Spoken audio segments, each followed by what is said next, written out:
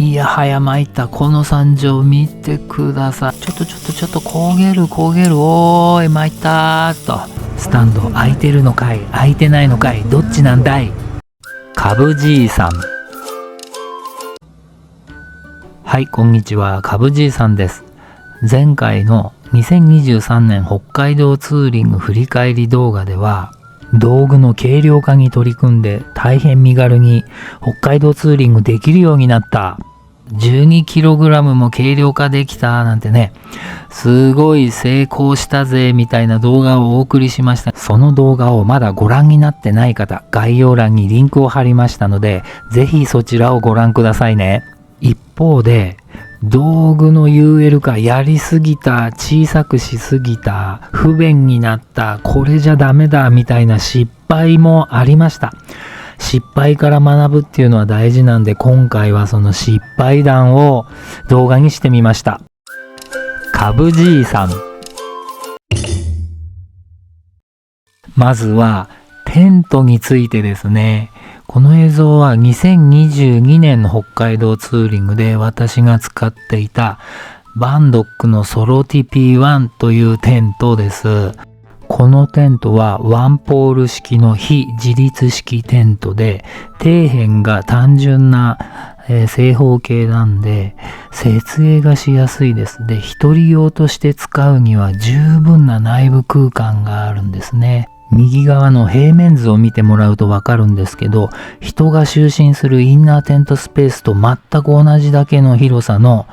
前室スペースがあるんです。で、そんなに重くもない、そしてとてもコスパの高いお安いテントです。こうやって2022年の動画を見てみますと、まだ UL 化する前の大きくてかさばっていた荷物すべてをテント内にね収納できていたっていうことがわかります。このように朝一テントを開けてみると、外に置いてあるのは小さな焚き火台だけですね。これも余裕で中に収めることはできます。で、2023年の北海道ツーリングで UL 化をするにあたって、ここまでテントが広くなくてもいい。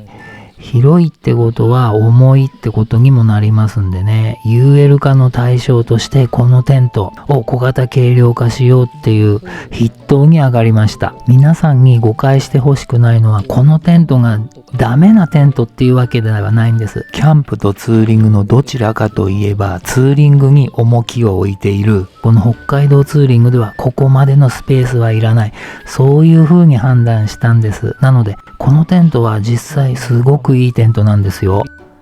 で、2023年テントをね小型化するにあたってどういうテントにしようかといろいろ物色していたところ、はたと思い出しました。タカポンさんが初産別で使ってたこのバンドックのソロドーム1ですね。非常にコンパクトで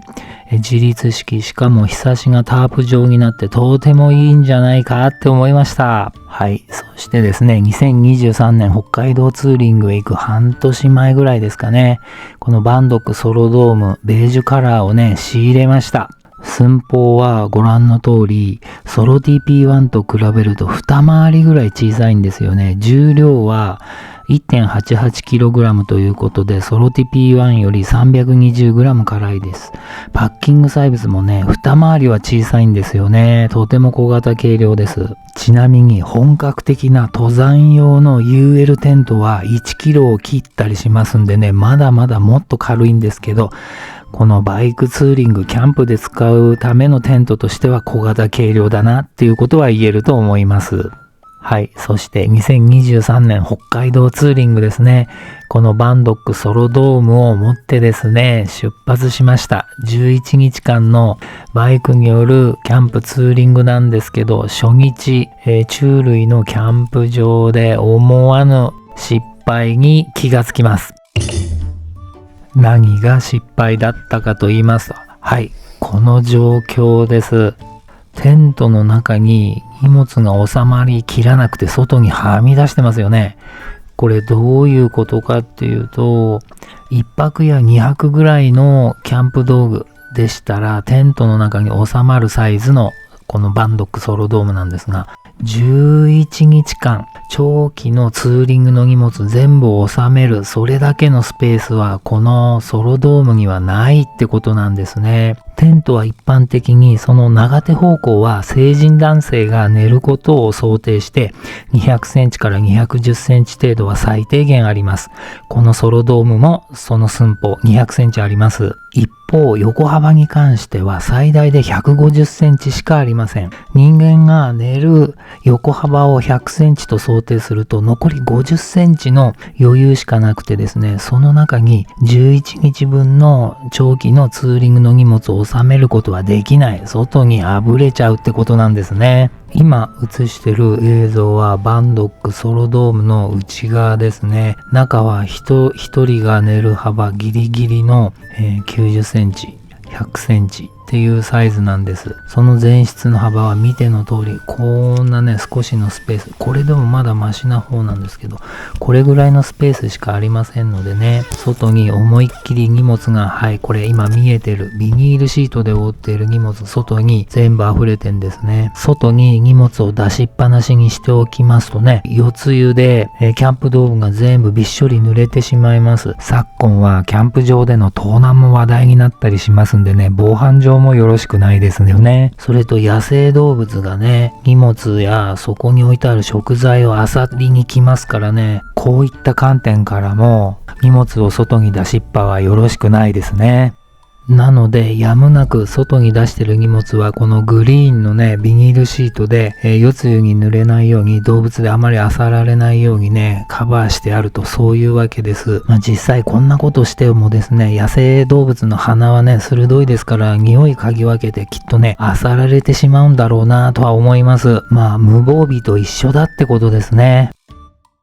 ここでもう一度初産別でのキャンプ、バンドックソロ TP1 とバンドックソロドームが並んでる写真を比較してみますとね、ソロドームは外に荷物が出てますけど、ちゃんと夜露や動物からね荷物を守れるようにプラスチック製のねホーム栓箱、それからバイク用のねツーリングボックスに完全にね収まってますよね。これなら大丈夫ですよね。つまりソロドームを使うにはこういった工夫をしなければいけないってことなんですかね。ということでテントの小型化、軽量化を目指してバンドックソロドームにしたわけですが、これはちょっと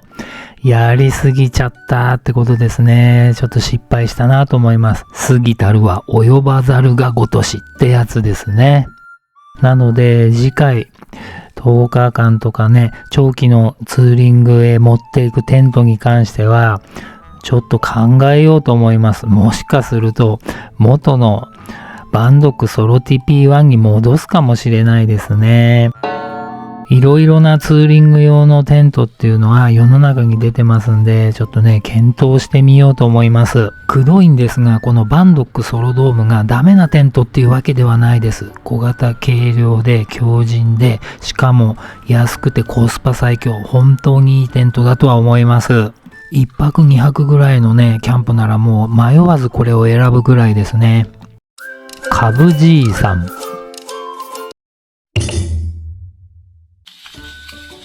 失敗談その2。食事のシーンで使う食材を温めるためにだけ使っているスキレットですね。これ単品で結構な重さがありますので、これを軽くしようってことで目をつけました。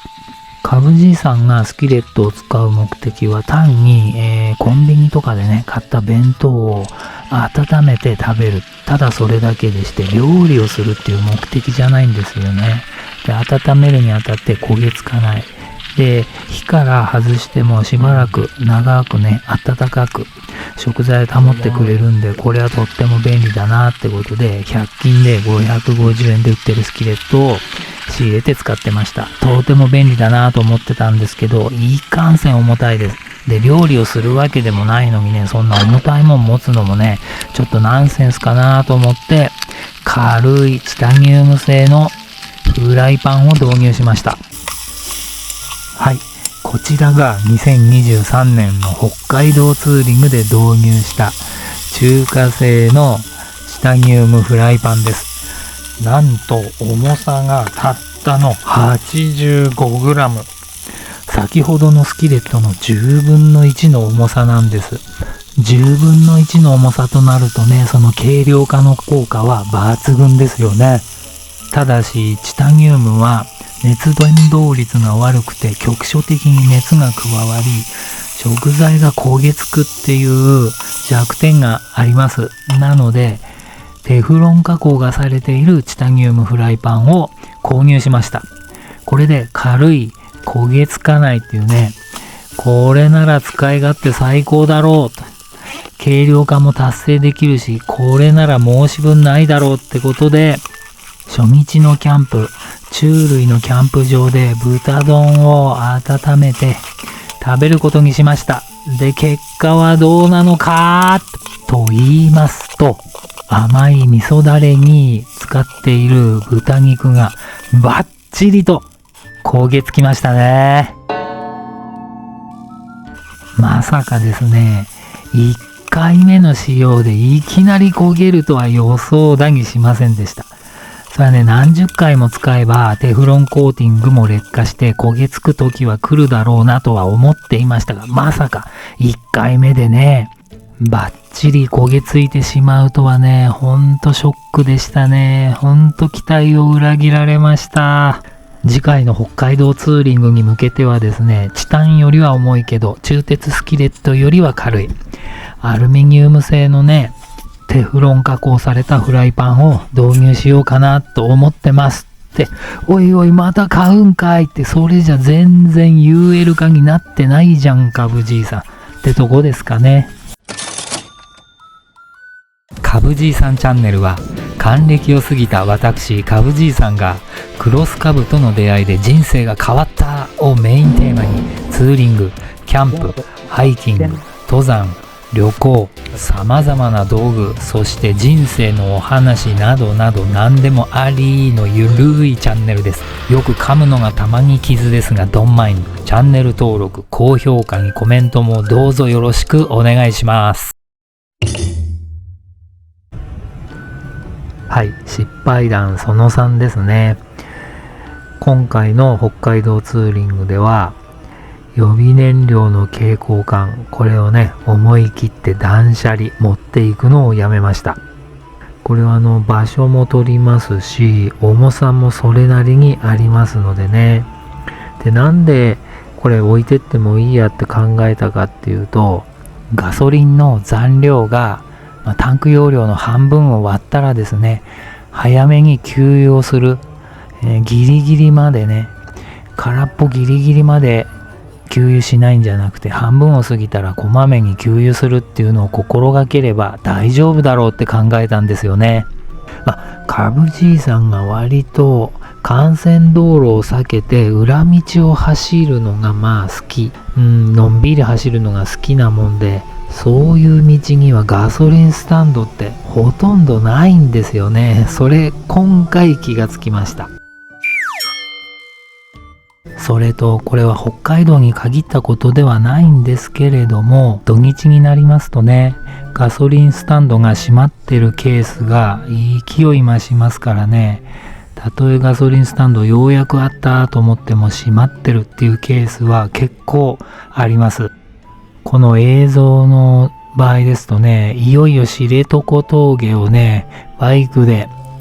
登っていくっていう直前にもうすぐガス欠になるかもっていう状態になりました。このままだと峠越えられないから戻って給油しないとダメだなんてシチュエーションになってしまったんですね。またこの時はですね、知床峠越えてから網走湖へ向かってる途中ですね、道すがらに黄色いクロスカブを押している男性と遭遇しましてね、なんと彼がガス欠になってしまってると。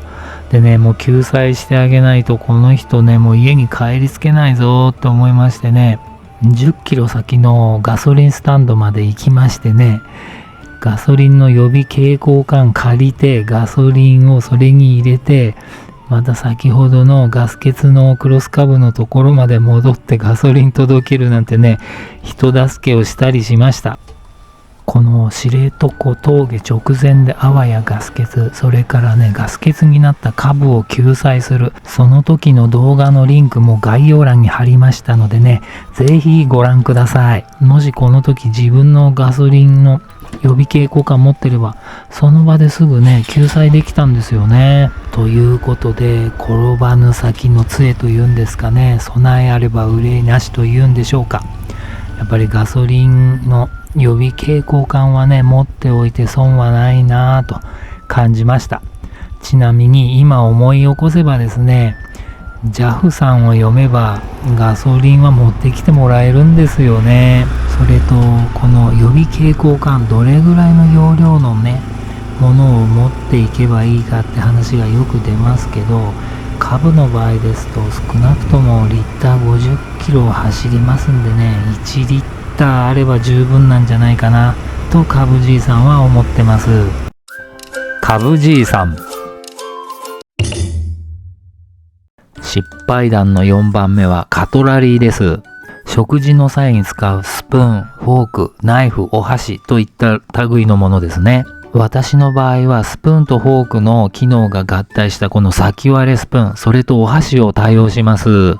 前回の北海道ツーリングでは折れ曲がらないタイプの普通のチタニウム製先割りスプーンを使ってました。この先割れスプーンはクッカーの中に収めることができないので、今回の北海道ツーリングではクッカーの中へ収めることができるこのチタニウム製の折れ曲がりタイプの先割れスプーンを導入してみました。クッカーに収納する際はこの中間部分でパキッと折り曲げてコンパクトにまとめることができます。で、使用する際にはこの取っ手部分を展開して真ん中にあるストッパーで折れ曲がらないようにして使用するんですが、この動画を見てください。このね、折れ曲がらないようにするストッパーが自然にずれてしまって、このように食べてる時にパキッとね、折れ曲がっちゃうんですよね。食材をすくってさーっていう時にこうやって折れるとね、拍子抜けしちゃうんですよね。私今回の北海道ツーリングでなんと背骨折ってますからね、も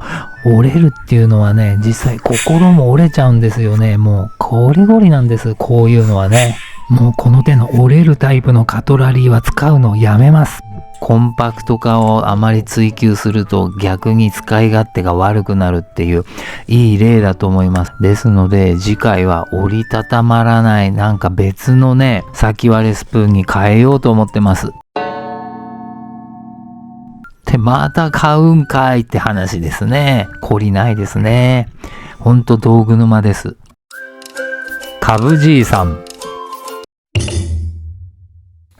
失敗談の5番目は照明になります。前回の北海道ツーリングではヘッドライトとは別に今映像に映っているバイオライトのパワーライトミニを使っていました。このライトは USB 充電式の LED ライトになります。しかもパワーバンクにもなる小型軽量で、登場当時は一世を風靡した画期的な商品だったんですよね。しかもある程度の防水性能もあります。ところが前回の北海道ツーリングで、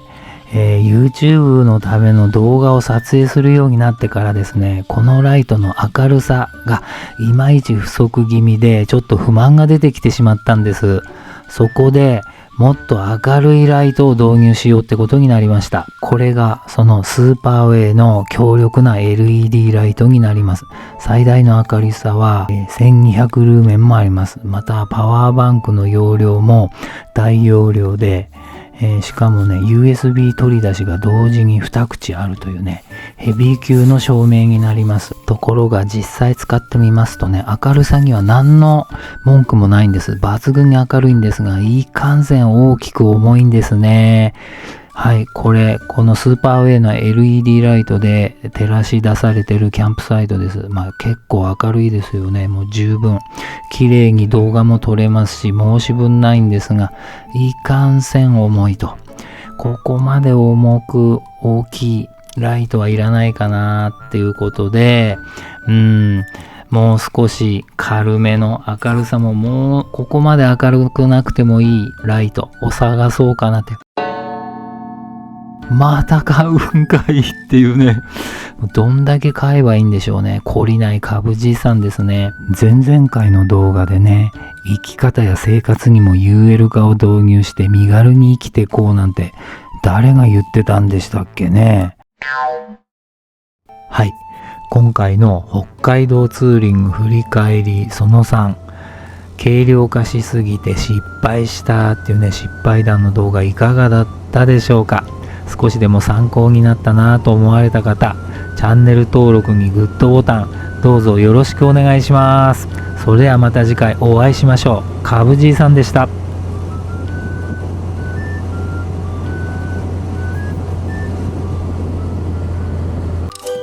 今回の動画いかがだったでしょうか。チャンネル登録、高評価、コメントどうぞよろしくお願いします。土曜日不定期で動画を更新中です。どうぞよろしくお願いいたします。